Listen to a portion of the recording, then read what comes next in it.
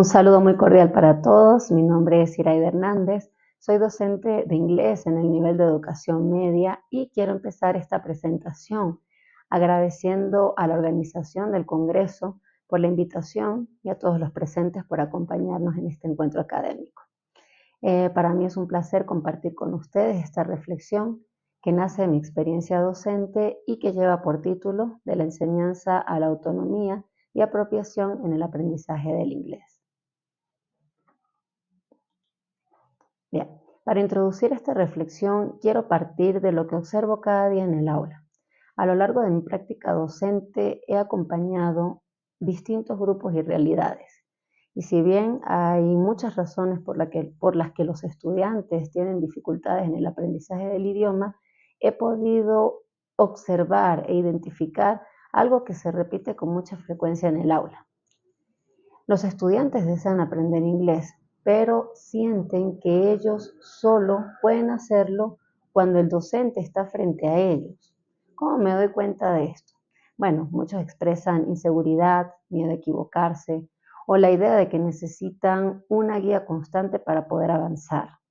Y esto no es culpa del estudiante, es un síntoma de un modelo escolar que históricamente premia la repetición, penaliza el error, exige respuestas correctas más que procesos y también tiende a posicionar al docente como la principal referencia del aprendizaje. Además, aún existe una percepción muy escolarizada del inglés, como si este fuese únicamente un contenido que se aprueba y luego se deja atrás. Entonces, en muchas aulas he observado que algunos estudiantes se enfocan más en cumplir con la tarea o aprobar la evaluación, en lugar de relacionar el idioma con su vida o su proceso personal de aprendizaje. Entonces, esa desconexión limita la posibilidad de un uso más auténtico del inglés. Ahora, ¿qué sucede? Bueno, a pesar de que actualmente aplicamos metodologías más activas, trabajamos con recursos digitales y realizamos incluso actividades tal vez más dinámicas, muchos estudiantes siguen sin usar el idioma de manera espontánea, o sea, sin desarrollar un uso funcional del mismo. Frente a este escenario surge una pregunta que para mí es clave.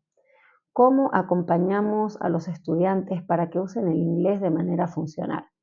O en otras palabras, ¿cómo les ayudamos a desarrollar la capacidad de usar el idioma con intención para explorar, arriesgarse, practicar, equivocarse, corregirse? Para avanzar hacia esa pregunta o hacia esa respuesta, es necesario mirar lo que nos aporta la teoría. Y aquí un referente fundamental es Henry Holleck.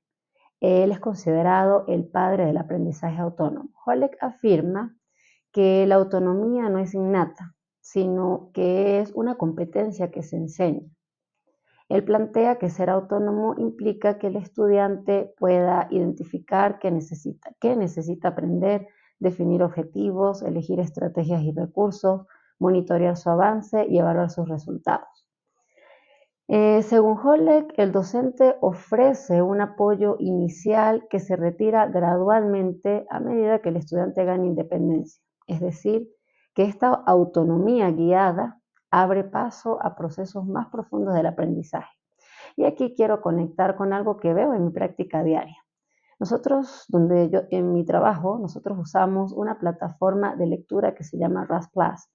Bueno, cuando mis estudiantes la usan, hay estudiantes que leen solo lo asignado, pero hay otros estudiantes que empiezan a decir, profe, quiero leer otro libro porque este me gustó.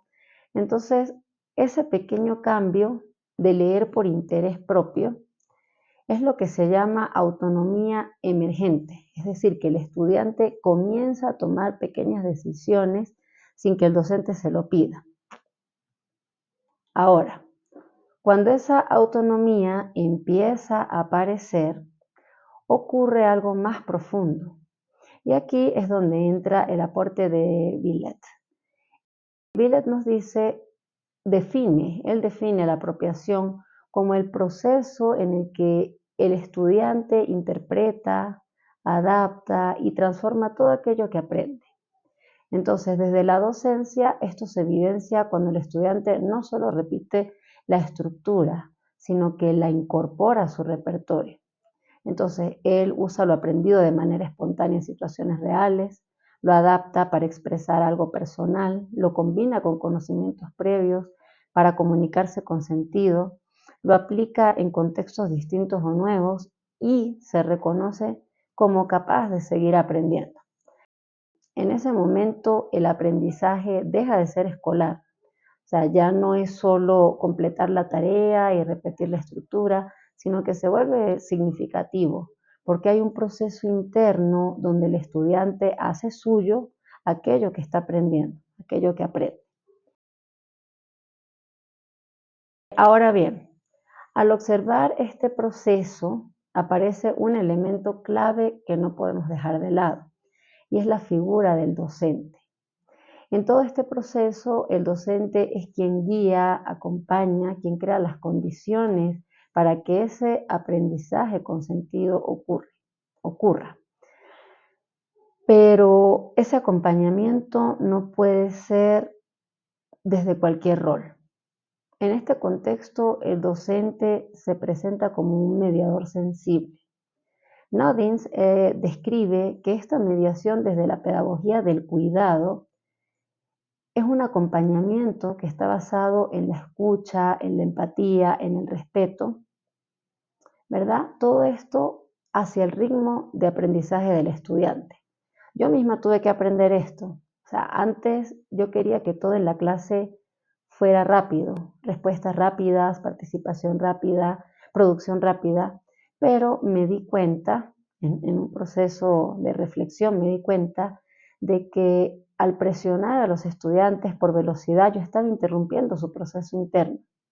Cuando ellos querían dar una respuesta y se demoraban, yo me adelantaba un poco a decirle, ¿quieres decir esto? Entonces no les daba el tiempo de hacer ese proceso cognitivo interno que ellos estaban realizando. Ahora ya simplemente espero, les escucho. Cuando hablan les dejo terminar su idea, aunque tarden. Y doy espacio para que los compañeros incluso también apoyen.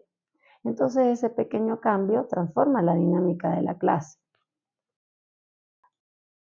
Por eso, en su rol de mediador sensible, el docente ofrece estrategias en lugar de respuestas, acompaña sin intervenir en exceso y crea oportunidades para que el estudiante decida y explore. Y también encuentre sus propias formas de aprender en medio de esta exploración, de este descubrimiento. Y cuando esto ocurre, el aprendizaje del inglés empieza a ser más auténtico, más personal y también más significativo. Bueno, en resumen, hoy hemos recorrido 3 ideas esenciales. Lo que ocurre en el aula, estudiantes que dependen del docente y aprenden de forma escolarizada, la autonomía como una competencia que se enseña y se acompaña, la apropiación como ese proceso profundo donde lo aprendido se vuelve propio, útil y significativo. Y bueno, todo esto solo es posible gracias al acompañamiento sensible del docente, ese docente que guía, que orienta, que abre espacios para que el estudiante crezca en independencia. Ahora, ya para cerrar, yo quiero invitarles a una pequeña metacognición y hago esta pregunta. ¿Cómo aprendieron ustedes inglés? Pensamos. ¿De qué manera lo aprendimos? ¿Cómo lo aprendimos? ¿Solo con clases del colegio? ¿En un curso? ¿En la universidad? Yo diría que las clases fueron apenas una parte del camino. Lo demás muy probablemente vino de la autonomía, de la curiosidad, de la práctica, de la exposición al idioma, del error y de la exploración personal de cada uno. Entonces, si nosotros lo logramos así, ¿no podemos también guiar a nuestros estudiantes hacia un aprendizaje más consciente y autónomo?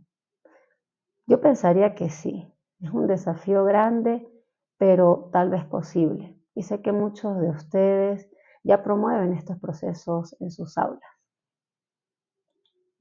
Es todo. Muchas gracias.